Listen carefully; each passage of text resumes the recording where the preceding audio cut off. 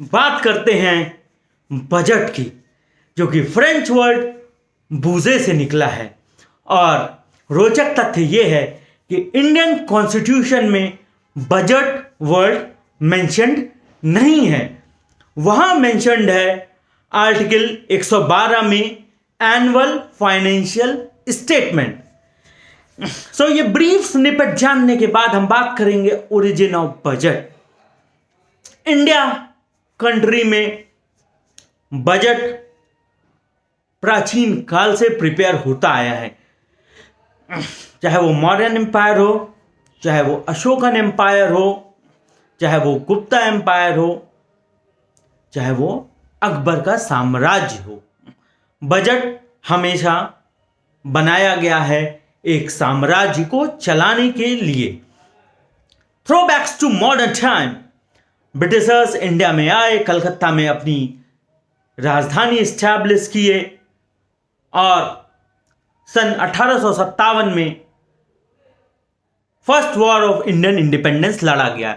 और उस वॉर ने एक निर्णायक चीज ये की कि इंडिया को डायरेक्ट अंडर ब्रिटिश रूल ला दिया, ना कि ईस्ट इंडिया कंपनी का, जो कि अभी तक था।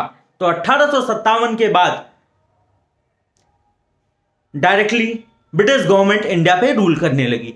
और इसी के तहत 7 अप्रैल 1860 में जेम्स विल्सन ने सबसे पहली बार ईस्ट इंडिया कंपनी का बजट ब्रिटिश क्राउन के सामने प्रेजेंट किया। जी हां, अगर मॉडर्न इंडिया की बात करें तो सबसे पहली बार बजट 7 अप्रैल 1860 को जेम्स विल्सन द्वारा प्रेजेंट किया गया, जो कि ईस्ट इंडिया कंपनी का था। और प्रेजेंट किसको किया गया? ब्रिटिश क्राउन के समक्ष प्रेजेंट किया गया। अब बात करते हैं इंडिपेंडेंट इंडिया की। इंडिपेंडेंट इंडिया का सबसे पहली बार बजट श्री आर के शानमुगम शेट्टी ने प्रेजेंट किया। इंडिपेंडेंट इंडिया का पहला बजट, इंडिपेंडेंट इंडिया का पहला बजट प्रेजेंट हुआ था 26 नवंबर, जी हां 26 नवंबर 1947 को, जिसको आज हम कॉन्स्टिट्यूशन डे के रूप में भी मनाते हैं। तो 26 नवंबर 1947 को सबसे पहले बार इंडिपेंडेंट इंडिया का बजट प्रेजेंट किया गया। और गौर करने वाली बात है, ये बजट टोटल अमाउंट था 197 करोड़ ओनली। कितना था टोटल अमाउंट? 197 करोड़ ओनली, जितना आज के समय लोगों की, कई हजार लाखों लोगों की संपत्ति होती है। उस समय इंडिपेंडेंट इंडिया का बजट केवल 197 करोड़ था। तो हम समझ सकते हैं उस समय से 2024 तक इंडिया दिन दुगना रात चौगनी प्रोग्रेस किया है, जो कि हमारे फ्रीडम फाइटर की देन है, हमारे ट्रू पैट्रियट सिटीजन की देन है और ट्रू नेशनलिस्ट एंड देशभक्त की देन है। और गौर करने वाली यह भी बात है, out of 197 crore 43% of the budget was allocated for defence sector. जी हां, उस समय भी पाकिस्तान एक बिगड़ा छोटा भाई था, जिसको सुधारने में हमने 197 करोड़ का 47% बजट स्पेंड किया था डिफेंस सेक्टर में, और 11% बजट रिफ्यूजी के लिए। और यह तो था इंडिपेंडेंट इंडिया का पहला बजट 26 नवंबर 1947 को बाय श्री आर के शानमुगम शेट्टी। और अब बात आती है रिपब्लिक इंडिया का। जी हां, इंडिया बन गया गणतंत्र 26 जनवरी 1950 को। तो रिपब्लिक इंडिया का सबसे पहली बार बजट किसने लाया? जी हां, who was none other than great polyglot Shri John Mathai ji. John Mathai was the first person post India become republic to present the budget. First budget after India become republic on 26th of January 1950 was presented by John Mathai. उसके बाद एक रोचक तथ्य यह है कि आज के समय आज तक सबसे ज्यादा बजट किसने प्रेजेंट किया है? तो our ex finance minister Shri Morarji Desai ने 10 बार, जी हां, जितनी उंगलियां होती हैं उतनी बार प्रेजेंट किया है बजट, 10 बार। और ये कोई शादी की मेहंदी नहीं दिखाया जा रहा है, 10 बार मोरारजी देसाई ने बजट प्रेजेंट किया है। याद कर लीजिए कृपा करके, ये एग्जाम में पूछे जाते हैं ये सब तथ्य। और उसके बाद बात करते हैं द आयरन लेडी की, yes, Shrimati Indira Gandhi, our ex-prime minister who laid the foundation, who gave birth to not just Rajiv Gandhi, not just Sanjay Gandhi, but also to Bangladesh. Yes, she was the first female who presented budget. Yes, she was the prime minister also, and she was the first female to present the budget. The first prime minister to present the budget was her father, Sri Jawaharlal Nehru, one of the makers of modern India. After that, she became the prime minister who also presented the budget.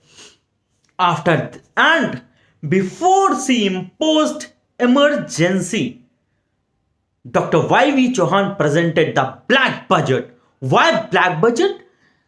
Because 1973-74 का budget में fiscal deficit, जी हां, fiscal deficit थी 550 करोड़, जो उस समय के हिसाब से बहुत ज्यादा मैमथ फिस्कल डेफिसिट थी, इसलिए उसे कहा जाता है ब्लैक बजट। आगे बढ़ते हैं और बात करते हैं 1991 के बजट की, जो बजट चेंज कर दिया the course of Indian history. There are few turning point in the country which have played mammoth role in shaping the future of this nation. One was the 1991 budget presented by none other than the great economist, the great politician, the stalwart, Dr. Manmohan Singh, under the leadership of P.V. Narasimha Rao. He presented the budget which opened up Indian economy. He laid the foundation of LPG, not the liquefied petroleum gas, but liberalization, privatization, and globalization. See, he presented the budget which completely changed the dynamics of India from being the bureaucratic country to country in which governance is pivotal, in which private sector is playing equal footing role with government sector. जो आज हम देख रहे हैं present dispensation BJP party में, best जनता party में, कि country progress कर रहा है, उसका फाउंडेशन कहीं ना कहीं डॉक्टर मनमोहन सिंह की इकोनॉमिक्स ने रखा, एलपीजी रिफॉर्म ने रखा, लिबरलाइजेशन, प्राइवेटाइजेशन, ग्लोबलाइजेशन भारत में आया, भारत में बाहर से companies I, India became open to competition. Yes, once you are open to competition, you also rise and shine. You don't shine in seclusion. You shine once you play in the field. You don't shine while you do net practice. You shine once you play in Firoza Kotla Maidan. You shine once you play in Wankhede Stadium. तो ऐसा ही कुछ हुआ 1991 में, जब LPG reform आया, liberalisation, privatisation, globalisation, जिसके बाद India में आईटी सेक्टर में बूम आया, एफएमसीजी सेक्टर में बूम आया, लाइसेंस राज खत्म हुआ, ब्यूरोक्रेट का बोलबाला कम होना स्टार्ट हुआ, जो कि अब हम प्रेजेंट गवर्नमेंट में देख रहे हैं काफी कम हो गया है। और आज के समय private sector is on equal footing with the government sector. तो वो रिफॉर्म डॉक्टर मनमोहन सिंह ने रखा था under the leadership of none other than the ex prime minister PV Narasimha Rao. और हम हमेशा सुनते आए हैं एक story doctor APJ Abdul Kalam और उनके बॉस सतीश धवन की, how Satish Dhawan make APJ Kalam what is doctor APJ Abdul Kalam today. Same happened, same story of same leadership quality Dr. P.V. Narasimha Rao had. He did not took the credit of LPG reform. He let Dr. Manmohan Singh took the credit of LPG reform, and from then onwards, Dr. Manmohan Singh has become what Dr. Manmohan Singh is today. This is a true story of leadership, a true story of reform, a true story of change, a true story of lead by example. उसके बाद आता है dream budget of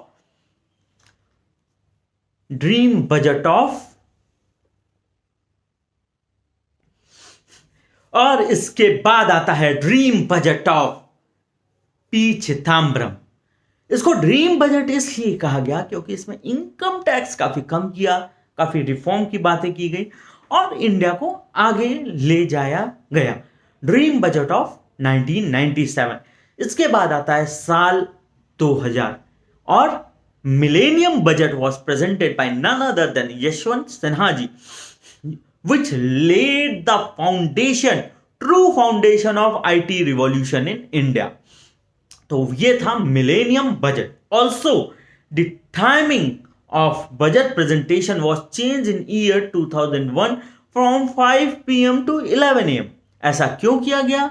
क्योंकि हम पहले British सभ्यता को follow करते हुए 5 बजे शाम को बजट प्रेजेंट करते थे, जैसे कि हमें अभी भी बजट ब्रिटिशर्स को प्रेजेंट करना है, जो कि उस समय की गवर्नमेंट ने रियलाइज किया कि गलत है और उसको चेंज किया। टाइम हो गया 11 बजे 11 AM। और इसके बाद आता है साल 2017, जो कि अपने आप में बहुत रिवॉल्यूशनरी रहा। क्यों? क्योंकि इस साल को रेलवे बजट नॉर्मल कंट्री के बजट के साथ मर्ज कर दिया गया। फाइनेंस मिनिस्टर थे Shri Arun Jaitley ji, one of the finance leader India ever had and one of the finest public speaker as well as member of Rajya Sabha. He also changed the day on which budget used to be presented. Budget used to be presented on the last day of the February, be 28, be 29, which was changed to 1st of February, and the railway budget was merged with the country's budget. So this is a brief timeline, historical context of budget and the snapshot of budget. This video has many interesting as well as important facts which will be used in UPSC CSE examination, banking examination, staff selection examination, any government examination, as well as will make you a better citizen. Because once you know the historical context of budget, what various budget has presented in Indian history, then only you can realize, you can understand what is going on in a country and can become a better and aware citizen. So be an educated, knowledgeable person. May God give you wisdom. Thank you very much. Jai Hind. Thank you.